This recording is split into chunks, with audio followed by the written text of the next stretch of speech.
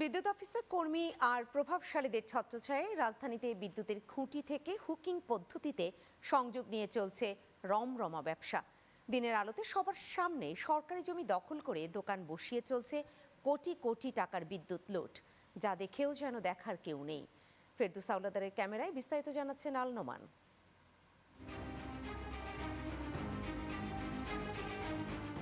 ঢাকার বিভিন্ন এলাকার বিদ্যুতের খুঁটি থেকে অবৈধ লাইন নিয়ে চলছে রমরমা ব্যবসা আর অবৈধ রিকশার গ্যারেজে চার্জ দেওয়ার সুবিধা। চলুন দেখে আসি কাদের মদদে চলছে অবৈধ এই রিকশার গ্যারেজ।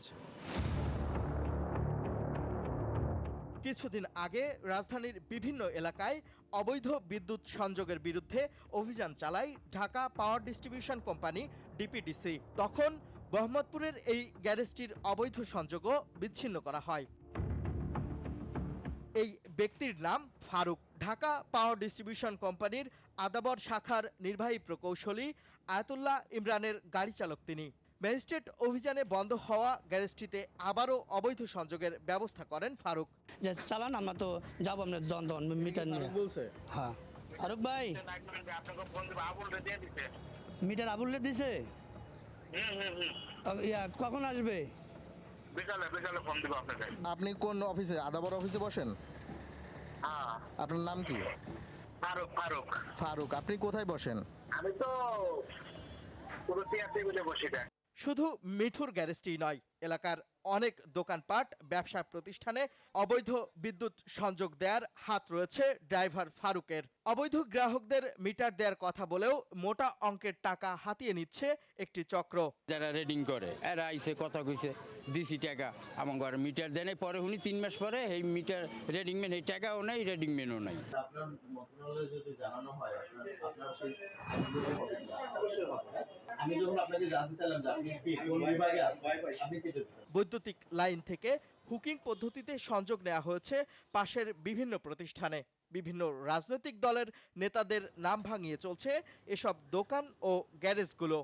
কত নেতা আছে আপনার দোকানগুলো কার দেখেন যে নেতা কে নাম? আমরা টয়া বাড়ি করেন ওটি আমি কমো না। কেন? খামার কথা বলে কি কাজে লাগাবো আমি? মালিকের নাম হলো আপনার হৃদয়।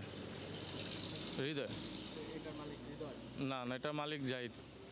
এলাকাটিতে রিকশার অবৈধ চার্জিং গ্যারেজ আছে শতাধিক। তাতে শুধু এই এলাকা থেকে বিদ্যুৎ বিভাগ মাসে রাজস্ব হারায় 1 থেকে 1.5 কোটি টাকা।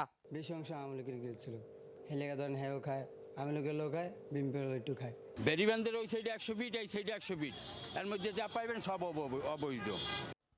এত প্রকাশ্য প্রমাণ থাকলেও অভিযোগকারীর অপেক্ষায় হাত পা গুটিয়ে বসে আছেন ডিপিডিসির আদাবর শাখার কর্তা ব্যক্তিরা। যদিও শাখাটির নির্বাহী প্রকৌশলী বিধি অনুযায়ী ব্যবস্থা নেয়ার আশ্বাস দিয়েছেন। একজন ড্রাইভার গ্রাহককে বলতে পারে যে তুমি লাইন চালাও, অবৈধ লাইন চালাও? না, এটা কখনোই বলতে পারে। এটা অন্যায় কাজ করছে। ডেফিনেটলি অন্যায় কাজ। কি অ্যাকশন নেবেন আপনারা? আপনাদের প্রসিডিউরে কি আছে? এটা তো আমি এখন আইন না দেখে বলতে পারতেছি। অ্যাকশন নেওয়া ডেফিনেটলি। কিন্তু প্রশ্ন থেকে যায়, উপরের মহলে যোগ সাজশ ছাড়া তাদের পক্ষে দিনের পর দিন এই অবৈধ কার্যক্রম চালিয়ে যাওয়া কতটা সম্ভব?